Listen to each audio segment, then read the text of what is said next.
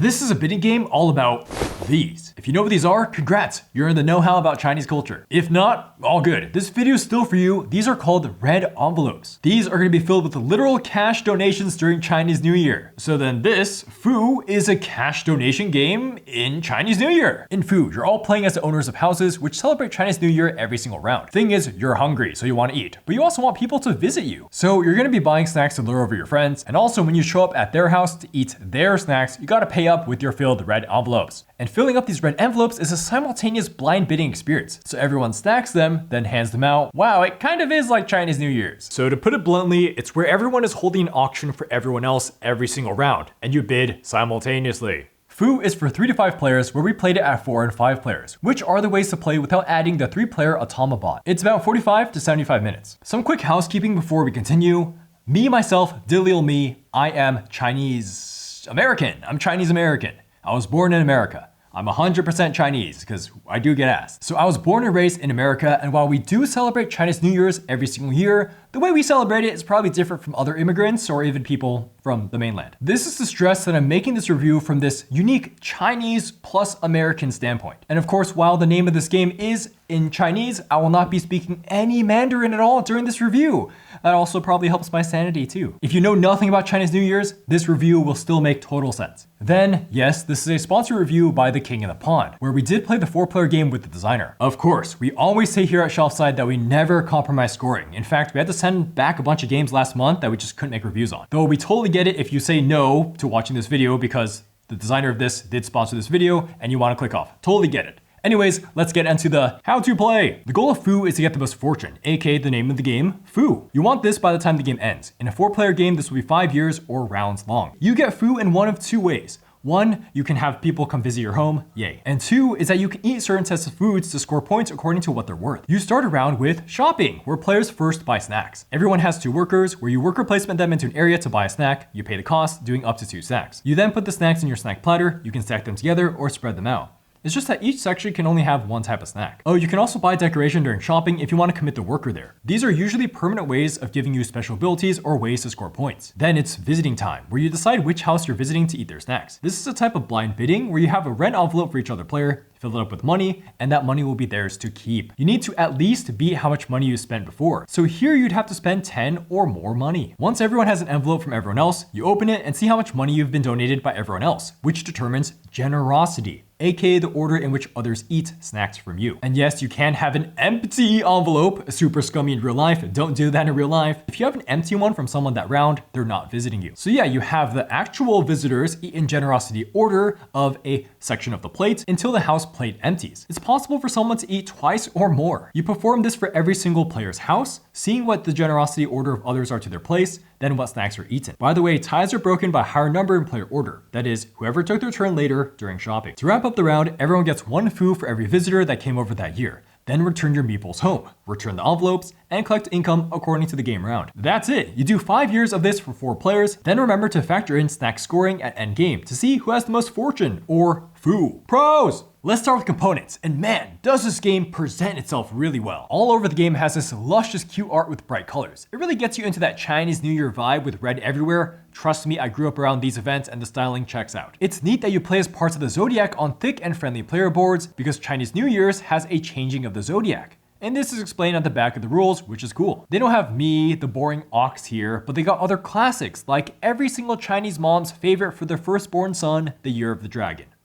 Oh yeah, red envelopes. They're cool, and also happen to have color coding inside, which is such a nice detail to see ownership when it's face down. As for cardboard, the snacks are all this really thick cardstock, and neat how there's literally a special platter for them to go on the player board. It's the details, right? And these turn markers are beautiful with the inclusion of the Chinese character for a number. The player aids are also useful to understand the flow of rounds, nice bolding going on too. And these meeples, they're so cute. They're so cute. It's brilliant. It's brilliant how these look. And this tail piece to keep track of rounds is cool. Don't see these in many games. Last good component thing. You know how we constantly complain about rulebooks here at Shelfside? Well, this one is actually good. It's a delight to go through visually and with the flow of information. There's tons of quality of life formatting with diagrams to boot. Nice little separate cultural lessons, literally the rulebook to get you in the mood. At the back is a nice appendix for all the snack abilities if you ever get confused too. There's actually only one little typo of a there to there. People mess this up all the time though. This shows you that this book is legit. This is the only mistake I found. Gameplay pros time. So we gotta start with the biggest draw, that is the umbrella of how well Fu does its blind bidding. And this inherently just has a lot of interaction.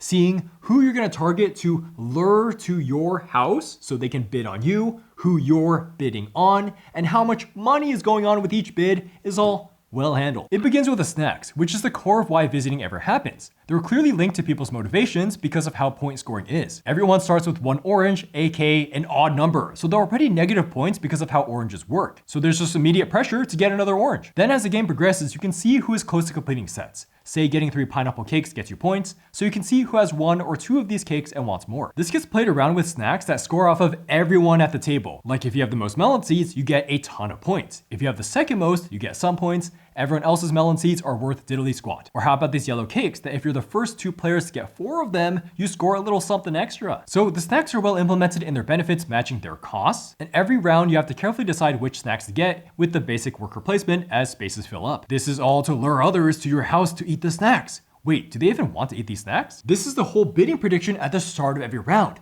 You're trying to guess what other players are planning to do based off of what snacks you think they want. Then you have to think about how much money you can get from them going to your place, as opposed to them paying someone else to get the same snack. Then to round it off, you have to make sure they're okay visiting you, because when anyone visits someone else, they're effectively giving them a point. Then once everyone has the snacks, you finally get to the actual simultaneous secret bidding. And the money on this all depends on now what snacks you think others want, with the snacks all on the board. Look, bidding is giving money to that person. So how likely is someone to pay others for a snack? Or maybe they just get it somewhere else. Look, there's so many factors that influence bidding. Here's a list of all the simple things. 1, cash everyone has on hand. 2, what snacks you want. 3, what snacks you think other people want. 4, how much money you think people are willing to spend. 5, how much money you think they're willing to give to someone else. 6, who they want to give a point to because visiting someone is feeding them a point. It's this really flowing market with countless things influencing bidding, and also other people making mistakes. So it's this really human experience of seeing how and guessing how the money will circulate. You can really do this mind game of, I think you're bidding something based off how I'm bidding, so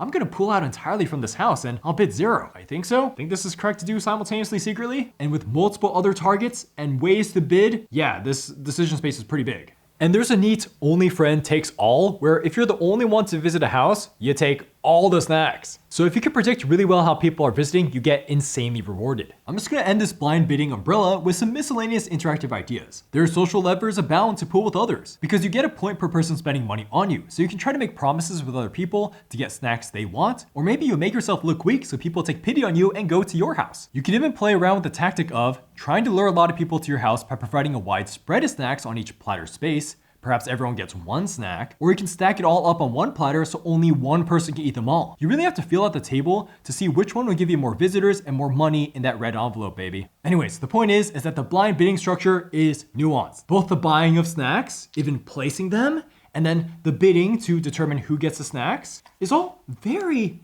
very nuanced. There's just so many factors influencing it, from pure math to just playing mind games with other people. Okay, that's actually the bulk of the pros. Now let's talk about progression, starting with these mandarin orange snacks. We've seen these quickly go away in our 2 games because they're a great deal. $10 for 2 snacks, man. No one wants to be the doofus with an odd number of these eaten, so early to mid game is partially about achieving even pairs before they all disappear. The next progression is just how money is handled. The variance of the bidding, and then also the volume of the bidding just goes up as the rounds progress. This is because of the price floor, which is usually raising. And if you see someone's price floor mid-game at say 20 and you're at 5, you're now left with more decision in trying to beat them at 20 plus, or staying low and coping with lower eating priority. That is, if they're going there, right? No guarantees that they're going to this house because they'd have to pay more. So yeah, basically envelope reveals become more tense with more room and ways to fill them. And because money is going towards the target you bid on, people's money stacks are always going up and down to change every round's feel. Then lastly, as the rounds go on, people will have decorations bought, these power cards. Some of these have some cool plays you can do with them, so let's get into them. The decorations all feel very delicately handled. While I haven't played with every card, I've gone through all of them, and they seem to be all well designed around, well, you're paying $15 for it, and decorations don't explicitly lure people over, which luring people over is how you get points and money. So what are they? Well, some of them are just raw points, like more points for money, or just giving you snacks. Then there's the fun ones, like this high skill one that once all envelopes are loaded, you can change out one of your envelopes. Gosh, this one was a brain burner. Yeah, there's 20 of these with only some duplicates we found, but the quantity is still TBD. Let's just end on the firecrackers to ban someone from visiting someone else. Again, this won't outright win you the game, and people can see it coming,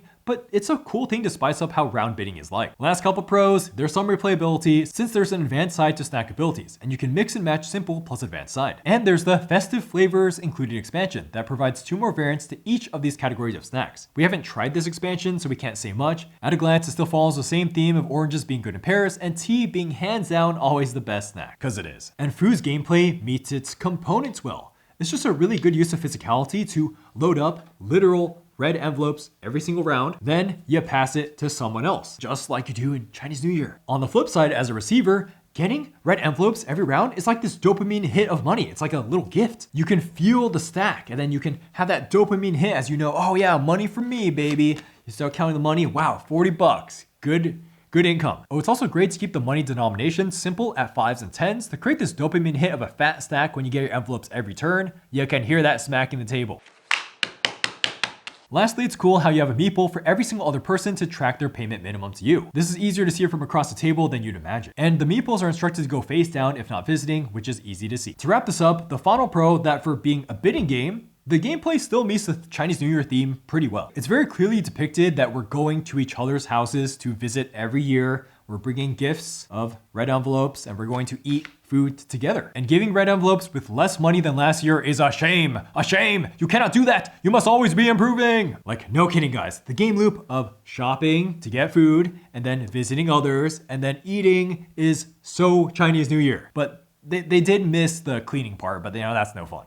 Cons. One quick component con, there's just not enough 5 money pieces for 5 player. I mean, it looks like there's enough, but this ain't enough. When you deal out the money for 5 players starting money, you're just entirely out of 5s. So it has happened once where someone wanted more 5s mid-game, so we had to stop the game and trade in our 5s. Not a big deal, but annoying and so easily fixable. Like 3 more 5s would have gone really far. We never even got close to using this many 10s as well. 2 gameplay cons. So the first one is that sometimes you'll go last in a round and there really isn't much to do with your last meeple here. That is, all the good spaces have been taken up in a worker placement, so with your last meeple, the best move is to just pass and do nothing. You don't want to pay the extra money for really expensive snacks here, and you don't care about these decorations. Just passing feels bad. So why not include a leftover space that gives you $5 and is unlimited? This is kind of like other worker placements where there's a leftover space for everyone to go to. $5 still isn't a lot of money, but it's better than just doing nothing with your turn. And it still gives value to that $10 special space that gets uncovered by decorations being bought. We can kind of understand why this $5 space isn't in the game to make it more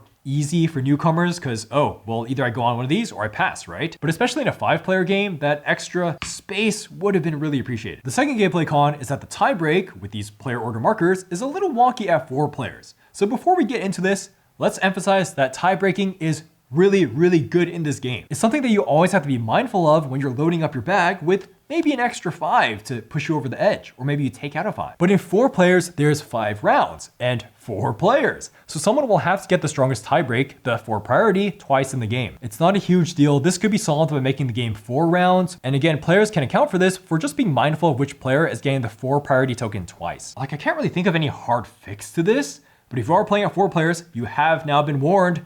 Keep an eye on that guy that's gonna get the 4 tiebreak twice. Scoring! Now it's time for a tentative score on Foo, where we try to evaluate the aforementioned pros and cons with the caveat of whether or not this is even a good idea in the first place. And this is a simultaneous blind bidding game around the Chinese New Year theme. Yeah, solid idea. And so Foo is gonna get a 7 out of 10, it is tentatively good. Yeah, it's an extremely solid blind bidding game that looks gorgeous, has plenty of room for mind games, and has a pretty unique theme meeting gameplay to boot. It's undoubtedly a unique game where everyone is holding an auction for every round, and there's meatiness and some chaos abound. But there are some reasons why it doesn't quite enter that realm of greatness. First is just that it's not doing anything special with the worker placement. I mean, it's just a way of organizing who's getting the snacks and then so we can get to the bidding. It's very functional, but not impressive. Like there's no progression in it in terms of more spaces opening up or maybe stacking workers with each other. There's no even feeding workers with snacks. Nope. I mean, that's fine for what this game is. This game's not trying to be too complicated, but remember this as we get to the second hesitation, which is, well, yeah, while this game is a good idea and all, I'm not exactly sure where it stands. It's a very friendly looking game, like, wow, cool zodiac animals, yeah, Chinese New Year.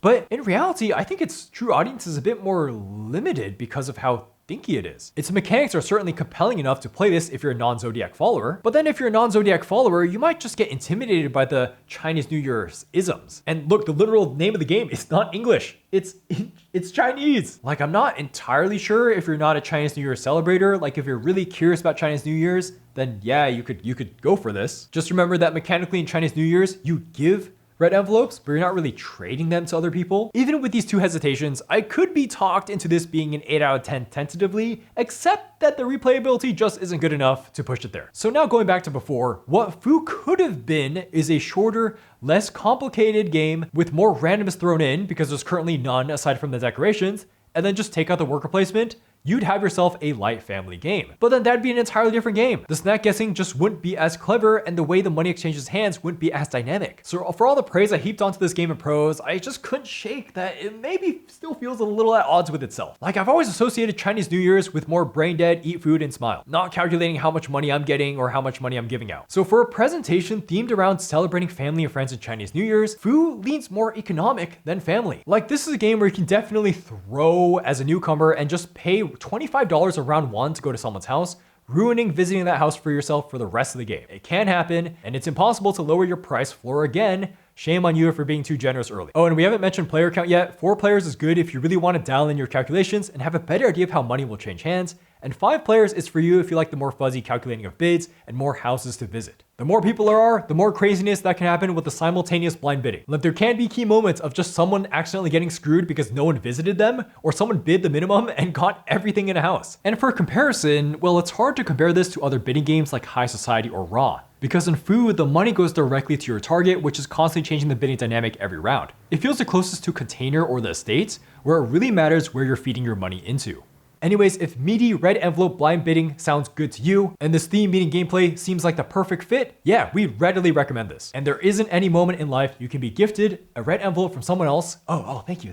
And then you check it out and it's empty. It's bloody empty. Yeah, that's never happened before in my life. My personal score for Fu is going to be a 7 out of 10. I have a good time with it. So yeah, I actually really like everything involving the red envelopes in this game, which is a lot of this game. I like loading them up, the physicality, it feels great. The idea of it, just taking money out, it all feels great. Put this into an interactive fest with many people, especially with tons to think about, and yeah, I'm engaged. The problem I have personally with this is a shopping phase. I just feel like it's a little bit too long for what it is. Where while mechanically it is very tight, I just want to get to the bidding faster, especially since I think this game runs a teensy bit too long for what it is. If it is to have the buying phase be what it is, maybe allow for some blocking or unblocking of new spaces, or take out the workers entirely and have us bid on the snacks to make the game entirely bidding. At the end of it, I'm still entertained from all these moments of blind bidding with friends, like all these moments of second guessing yourself of adding a 10 or removing a 10 and you see it pay off in the tiebreak. That's a great feeling. Or also the hilarity that happened in our 5-player game where Steven was able to get 4 $20 plus tea, so that's $80 worth of stuff, for $5 because he was the only person that went to someone's house and he just won the game through that. It was an absolute insanity. Yeah, I think I actually like approaching this more as a pseudo party game with 5 players and just having uncertainty galore. Alas, I just wish there was more replayability. Like give me more replayability, like more asymmetry, even more varied snacks, or just a shorter timeline so I can play this more easily. But really, the more I think about this game, the more I'm impressed with it. Of course, I have these subjective problems, but yeah, the structure of it works really well. And so this is a game I'd be very satisfied playing with on Chinese New Year's. Yeah, before you bid, it's fine. I have like 10. No, you don't. You literally have to it's like from 25 you have. Dude, I genuinely don't know who won.